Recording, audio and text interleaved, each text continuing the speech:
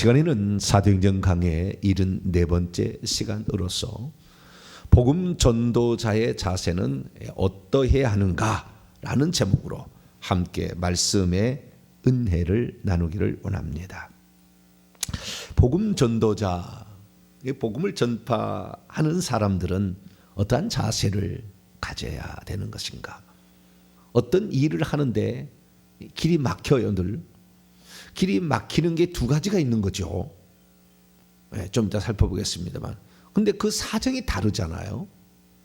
그래서 길이 막힐 때는 어떻게 해야 되고, 하나님이 또 어떤 쪽인 길을 또 열어주십니다. 열어주셔요. 그때는 또 어떻게 해야 되는 것인가? 길이 막힐 때도 두 가지 상황이 있는 거죠.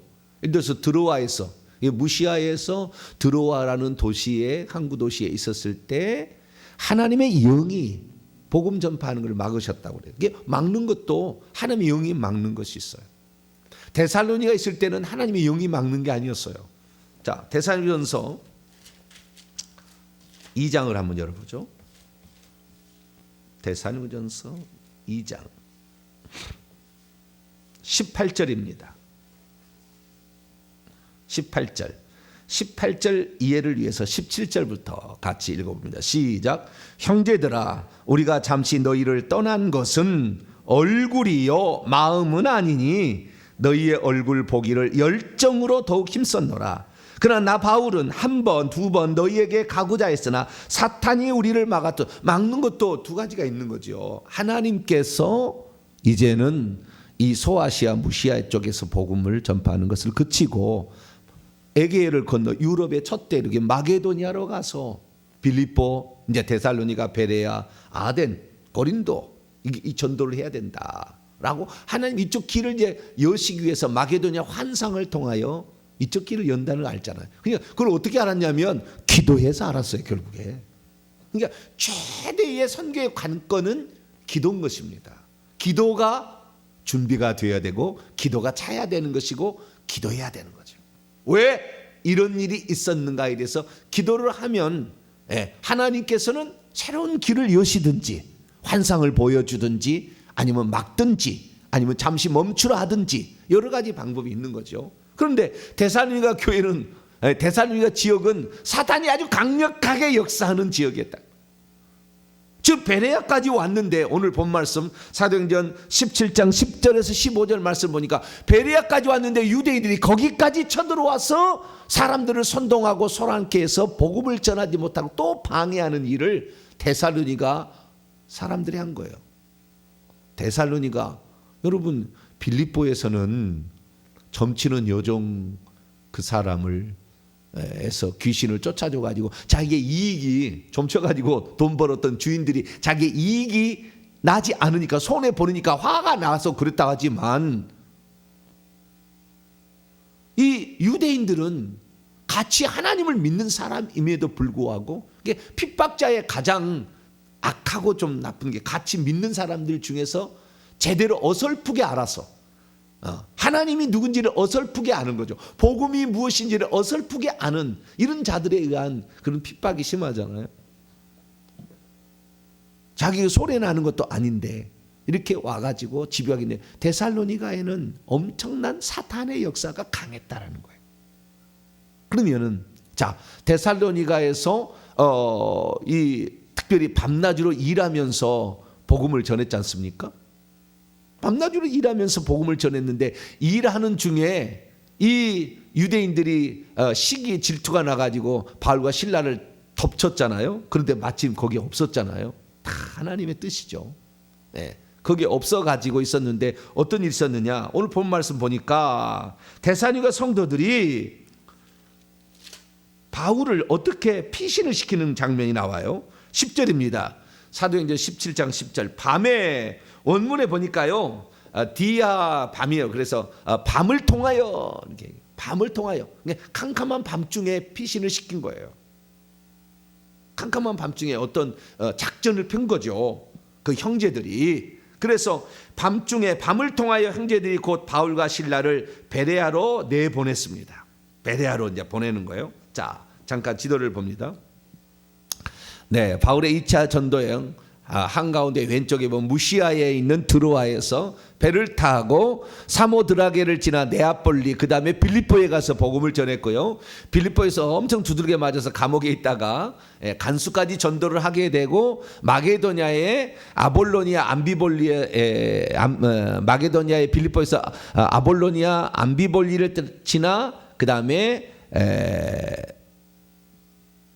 데살로니가에 왔고, 데살로니가에서 다시 베레아까지 지금 가게 됩니다. 잘 안 보이시죠? 크게 글자 그것만 써놨는데, 빌립보, 암비볼리, 아볼로니아, 데살로니가에 가서 복음을 전하고, 거기에서 약 80km 떨어진 베레아로 갑니다. 그리고 베레아에서요, 곧장 또 여기 또 데살로니가 사람들이 여기까지 와서 방해를 해가지고, 이 베레아에서 아마 바다로 가서 배를 타고 간 것 같아요. 육지로 이동했는지 정확하지는 않습니다. 그러나 바다 있는 근처까지, 거기 길까지 나와서 결국에 거기에서 아테네까지 가게 돼요. 아테네까지는 320km 떨어진 곳이에요. 엄청 먼 곳입니다. 그런데 베레아 사람이 대단합니다. 바울을 아덴까지 데려다 안내해줘. 여기까지 데려다 주고 돌아가요. 대단합니다. 그때 당시에. 그러니까 우리나라로 치자면은 광주에 있다가 서울까지 마중을 다 가서 배웅을 해드리고, 그리고 여기서 복음 전하고 돌아오는 사람이 이제 베레아 사람들이에요. 그래서 베레아 사람들 대단하다. 그 자신에게 복음을 전해준 그 사람에 대한 예우를 그래서 데살로니가 사람이 아니라 이 베레아 사람들은 어떠한 사람이라고 그래서 일부러 써놨어요. 여기다가 뭐라고 써놨느냐, 이 11절에 베레아를 보내서 베레아를 볼 때 그들이 유대인을 해다가서 복음을 전했는데요, 그때 복음을 전해보니까 베레아 사람의 특성을 알게 되었습니다. 11절입니다. 같이 한번 읽어보죠. 시작. 베레아에 있는 사람들은 데살로니가에 있는 사람들보다 더 너그러워서 간절한 마음으로 말씀을 받고 이것이 그러한가 하여 날마다 성경을 상고하였다. 이렇게 나와 있습니다. 옛날에는 더 신사적이어서 데살로니가에 있는 사람들보다 베레아 사람이 더 신사적이어서 이렇게 번역되어 있는데, 이번에는 더 너그러워서 이렇게 번역을 하고 있어요. 그래서 이 그 단어를 헬라어로 보게 되면은 유게네스예요. 유라는 말은 좋다라는 말이거든요. 유로기아 뭐 해야 돼. 유자가 들어가면 좋다 그런 말이거든요. 로기아라는 말은 말로 축복하다는 것이잖아요. 축복. 유라는 말이 들어가는데 유게네스예요. 게네스라는 것은 창조, 그다음에 족속, 뭐 시작, 종족, 뭐 이런 것을 일컫는 어근에서 온 거예요. 그러니까 이 유게네스라는 것은 그의 혈통, 종족, 그 지방 사람들의 혈통, 피, 가문, 이런 게 쓰이는 말이거든요. 여러 가지로 번역이 될 수 있어요. 가장 좋은 번역은 뭐겠느냐? 저는 좋은 혈통의 또는 좋은 가문의 사람들이어서 이렇게 번역하면 좋을 것 같아요. 뭐라고요? 너그러워서가 아니고 원문에 의하면은 좋은 혈통이어서, 좋은 가문이어서 이렇게 좀 번역하면 가장 좋을 것 같아요. 원문에 직역한다면. 그래서 제가요, 다른 성경은 이것을 어떻게 번역을 했는가라는 걸 살펴봤어요. 그랬더니 옛날 개역 한글은 신사적이어서 이렇게 번역을 해놨어요. 현대인의 성경도 그렇고요. 가톨릭 성경을 보니까 점잖아서 이렇게 되어 있어요. 조금 느낌이 조금 비슷하죠. 점잖아서. 공동 번역 개정을 보니까요, 마음이 트인 사람들이어서. 뭐라고요? 이건 좀 아닌 것 같아요. 마음이 트인 사람이어서. 이건 아닌 것 같고요. 그 다음에 쉬운 성경을 보니까 고상한 성품을 가져서, 조금 느낌은 좀 가까운 것 같기도 한데, 고상한 성품, 물론 아닌 것은 아니지만 그렇게 번역을 했어요. 우리말 성경을 보니까 교양 있는 사람들이어서, 이것도 좀 맞기도 하고 아닌 것도 같기도 하고. 그리고 그 다음에 킹 제임스 번경을 보니까요, 고상하여서, 이것도 좀 그런 거. 그 다음에 킹제임스 흠정령을 보니까 더 고귀하여, 더 고귀하여. 여기도 좀 가깝지 않나요? 더 고귀하여. 네. 그 다음에 표준 세번역을 보니까 고결한 사람들이어서, 참 번역도 대단하죠, 종류가. 고결한 사람들이어서.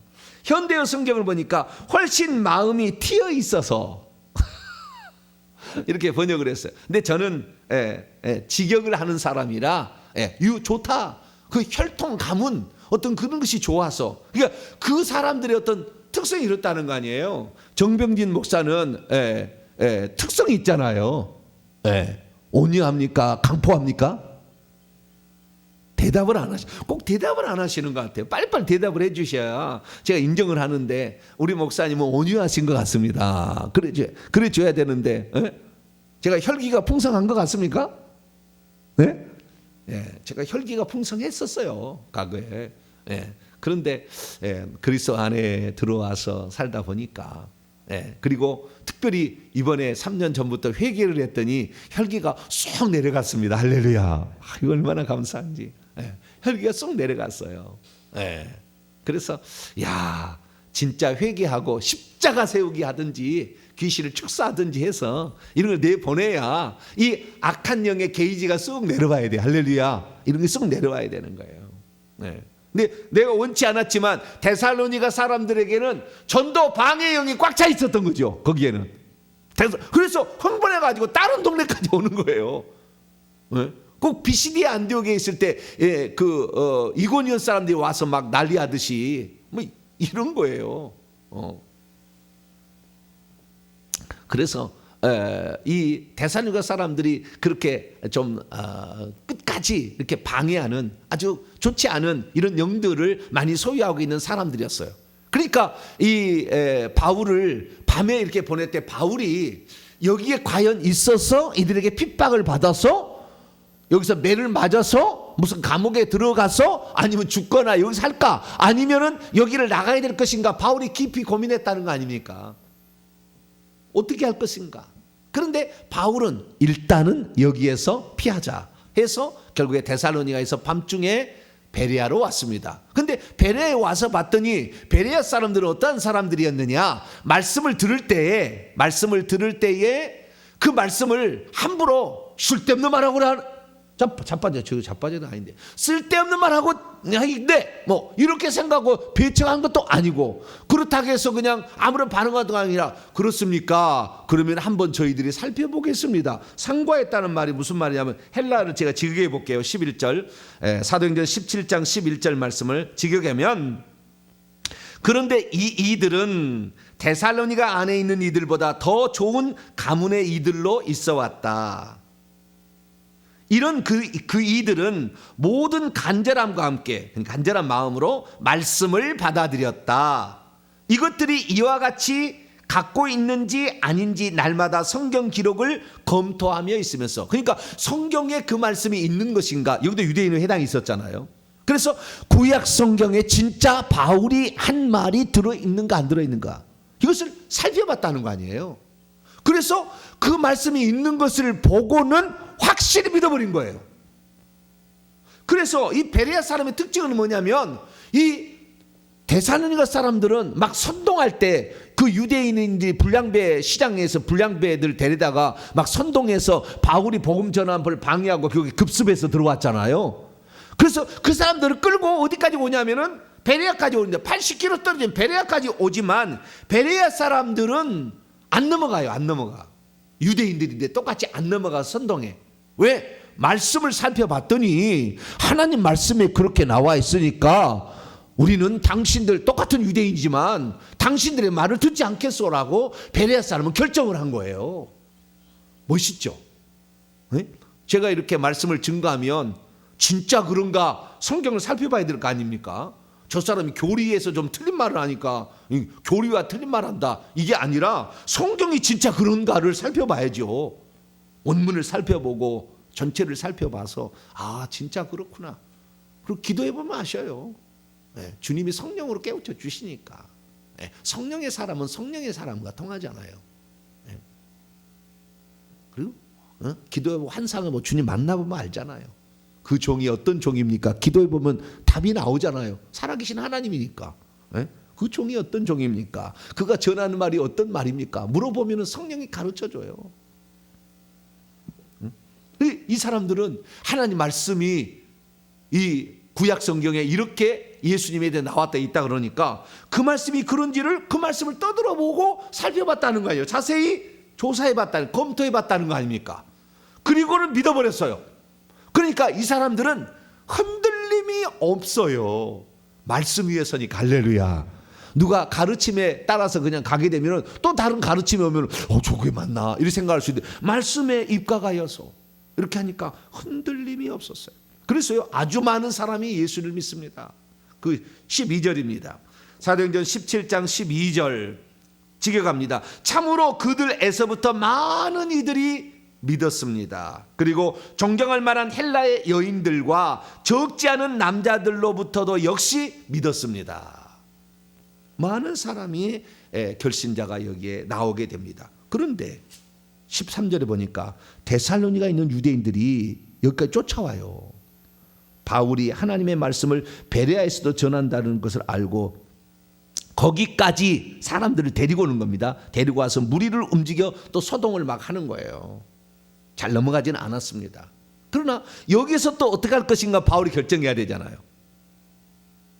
그 베레아 있는 유대인들 중에 믿는 자들과 합세하여 왜 우리 지역까지 와서 설치고 다니요? 라고 대항을 할 수도 있는 것이고 또 여러 가지 방법이 있잖아요. 그런데 그때 바울은 어떻게 할 것인가를 누구에게 물어보냐면 베레아 사람들에게 물어봅니다. 베레아 사람. 자기가 결정하지 아니하고. 그랬더니 베레아에 있는 형제들이 14절입니다. 베레아에 있는 형제들이 바울을 보내기로 결정을 합니다. 여기를 우선 피하십시오. 그래서 보내기로 결정을 하자 바다까지 아까 그 바다에 나오지 않습니까? 보게 되면은 바다에 바로 그 베레아 옆에 있는 그 바다 에게의 그 바다까지 이렇게 가게 했습니다. 가게 하고 거기에서 신라와 디모데는 거기에 신라와 디모데는 멈추게 합니다. 무슨 말이냐면 이 바다까지 와서 지금 누가는 빌립보에 남아 있잖아요. 빌립보가 그 교회가 제대로 그 안정을 누리도록 남아 있고 지금 신라와 디모데가 바울을 따라가고 있는데 우선 세 사람을 다 전도를 했는데 바울이 받아와서 생각을 한 거예요. 주님, 베레아 사람들이 하나님 말씀을 그러한가 이렇게 해서 그 혈통적으로 가문적으로 참 좋아서 말씀이 그러한가 잘 이렇게 살펴보는 사람들인데 그냥 이들을 내버려두고 가야 됩니까? 어떻게 합니까? 그런데 그 형제들이 지금은 떠나는 게 좋겠습니다로 떠난다 했을 때 누구만을 지금 그 와서 방해냐면 바울이 지금 싫어하는 거잖아요. 그러니까 디모데나 신라는 그만큼 위협적인 인물로 보지 않은 거예요.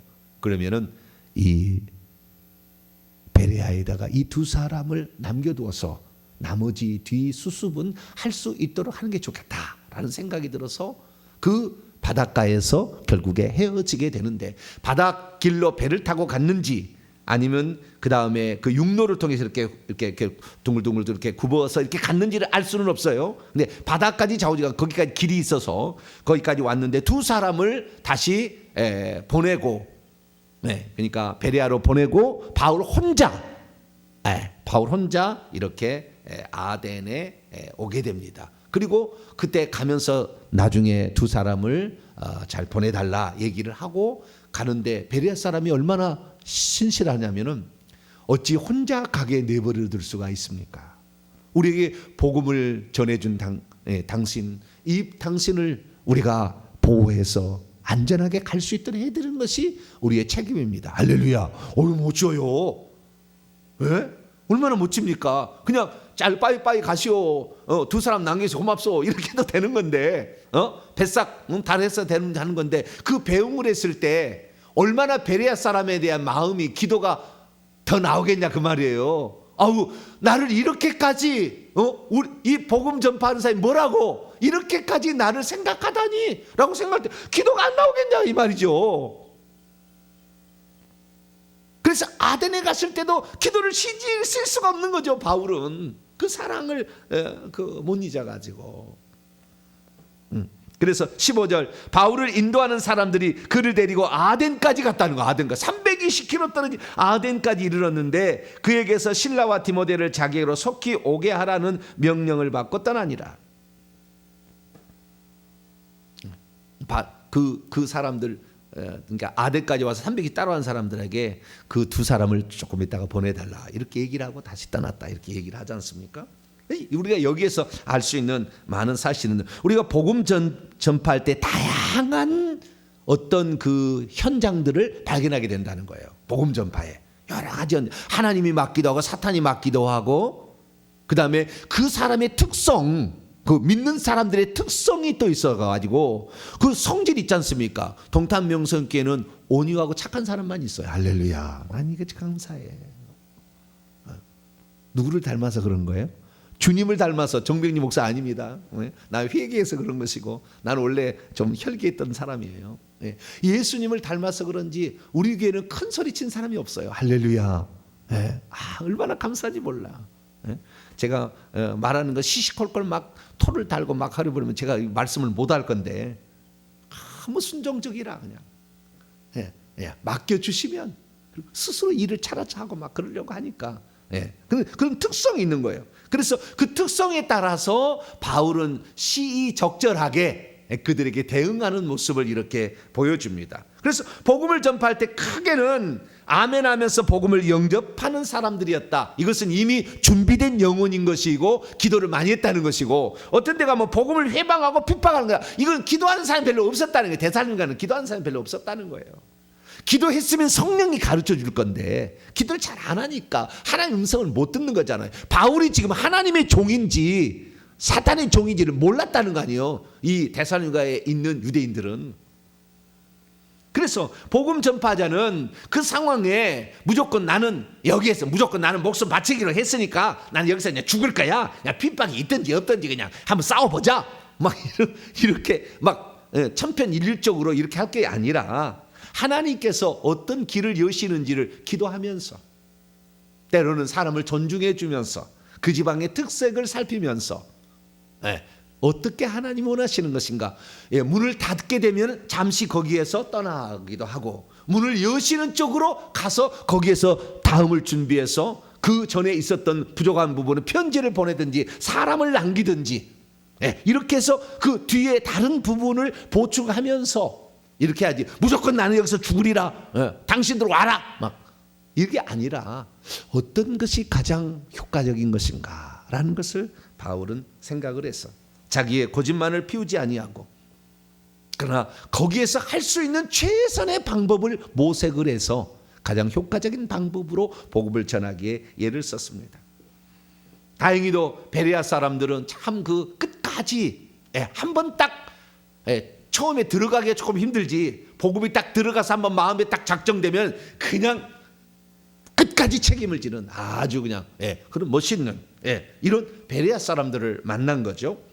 그래서 이 베레아 사람들의 끝까지 뒤를 돌아보아 주는 그런 훌륭한 사람들을 만나서 베레아에는 디모데와 실라를 남겨두어서 다음 또 부족한 부분을 보충할 수 있도록 이렇게 했다는 것입니다. 그렇습니다. 복음 전도자는 이런 유형의 사람도 만날 수 있고 저런 유형의 사람도 만날 수 있습니다. 이런 유형의 방해와 저런 유형의 막힘을 경험할 수도 있습니다. 그러나 그들이 마음을 열어서 자신을 헌신하는 사람이 어디든지 가면 다 있어요. 몇 안 된다 할지라도 자신의 마음을 열어서 주의 뜻을 알고 순종하고 헌신하는 이런 사람들이 있는데, 그러면 그렇게 붙여준 사람들을 사랑하고, 참 데살로니가에 있는 그래도 믿는 사람들의 내가 떠나는 것은 육체일 뿐이지 마음은 아니다. 너희들 내가 떠났다 해서 너무 섭섭하지 마라, 데살로니가 교인들이요. 그러면서 그들을 격려하고 이렇게 하는데요, 얼마나 격려한지 몰라요. 자, 데살로니가전서 2장 그들을 이렇게 격려를 해줘요. 떠나 있기 때문에 잊지 못하고. 데살로니가서 2장 19절로 20절 2장 19절로 20절 읽습니다. 시작. 우리의 소망이나 기쁨이나 자랑의 면류관이 무엇이냐? 그분이 강림하실 때에 우리 주 예수 앞에 너희가 아니냐? 너희는 우리의 영광이요 기쁨이니라. 비록 몸은 거기에 가 있을 수 없으나 악한 자들이 많잖아요 거기에는. 그러나 너희들은 나의 기쁨이요 자랑이요 소망이다. 이렇게 하면서 이 격려를 해주니까 데살로니가 있는 성도들, 그 중에서도 기도했던 사람들은 믿었을 거 아닙니까? 그 사람들이 이 말을 듣고 얼마나 용기와 힘을 얻었을까요? 그래서 참 바울은 지혜롭게 복음을 전했다라는 사실을 알 수가 있습니다. 어떤 한 가지를 고집한 것도 아니고, 그러나 기도하면서 이것이 하나님의 역사인지 사탄의 역사인지 사람의 역사인지를 구별하고, 그리고 거기에서 복음을 전할 수 있는 다양한 방법들을 찾아서 하나님이 가장 기뻐하는 방법들을 선택하면서 가되, 그러나 그 한 번 복음을 전한 사람들을 잊지 아니하고 그들을 격려하고 위로하고 힘주는 편지를 보내든 사람을 남겨두든 그런 방법을 통해서 바울은 복음을 전하며, 비록 혼자 아덴에 가서 복음을 전했지만, 그러나 그 사람들에 대한 어떤 그 주님의 사랑하심을 그렇게 표현을 해서 그들이 위로받고 격려받을 수 했다는 것입니다. 그래서 오늘도 우리가 어떠한 코로나가 돼서 복음이 막히면 그러면 우리는 그냥 끝나냐? 그게 아니고 영상으로 이렇게 어떤 이 방법을 통해서라도 유튜브가 오늘 얼마나 전도 많이 해줍니까? 좋아하는 거예요. 첫째는 24시간 전도를 해줘요. 어떻게 해준다고요? 24시간 전도를 해줘. 옛날에는 우리가 전도하면 목요일 전도, 화요일 전도 해가지고 텐트 쳐놓고 몇 시간 하고 끝나는데, 이 유튜브는 내가 보기 싫어도 딱 뜨잖아요. 얼마나 좋은지 몰라. 딱 뜨니까 24시간 잠도 안 자고 전도를 해주네. 그 다음에 두 번째는 뭐냐? 사람을 안 써도 전도가 되더라고. 특징이 있잖아요. 특성이. 사람을 안 써도 전도를 해줘. 물론 이것이 이렇게 될 수 있도록 하기 위해서 뒷받침이 돼야 되는 거죠. 헌칠을 해야 되는 거지만, 좌우지간 직접 사람이, 우리 성도들이 안 써도 우리 성도들이 기도해주고 이 선교를 위해서 헌금해 줄 때 그걸 통해서 업체를 통해서 또 사람을 통해서 다 하니까 이 직접 안 가도 복음 전도가 되잖아요. 불신자들이 오늘 가서 복음 전도해 주면은 좋아할 복음 전도자가 복음 전파할 때 좋아하는 사람이 없잖아요. 기독교에 대해서 하여간 이 코로나로 말미암아 반감이 너무 많아가지고 잘 안 돼. 그렇지만 유튜브는 싫으면 안 보면 되는 것이니까 그래도 뜨잖아요. 그렇다고 해서 유튜브가 이것이 왜 떴어? 이런 것이 그냥. 그리고 그것을 어떻게 제거할 수가 없다니까요. 있으면 있는 것이지 뭐. 이렇게 되는 거예요. 그래서 우리가 이 방송 선교, 그 다음에 이제 문서 선교, 내년부터 이제 문서 선교, 좀 더 있으면 신학교 교육 선교가 진행되겠지만, 이런 선교를 통하여 우리가 하나의 선교를 맡긴다고 해서 그걸 끝내는 것이 아니라, 하나님이 또 문을 여신 쪽에 우리가 최선을 다하게 되면 하나님께서 그것을 통하여 복음을 들어야 될 사람을, 하나님께서 들을 사람은 듣게 하시는 그 역사가 있으니까, 주여 우리는 이 사역을 위해서 기도하면서 하나님이 여시는 쪽에 최선을 다해서 복음을 전합니다. 그런 마음으로 함께 동참하신다면 하나님이 기뻐하는 모든 복음 전도자가 될 줄로 믿습니다. 거룩하신 하나님, 감사합니다. 어떤 한 가지를 고집하는 것이 아니라 하나님의 뜻이 어디 있나 늘 기도하면서, 그러나 그 복음을 전했던 그 사람들이 믿음에 견고해지기까지 신경 쓰면서 또 새로운 길을 여시는 하나님의 뜻을 행하였던 바울처럼 우리들도 하나님이 이 시대 가운데 여시는 방법들을 찾아 모색하면서 기도하면서 복음을 잘 전할 수 있도록 도와주옵소서. 우리 주 예수 그리스도의 이름으로 기도하옵나이다.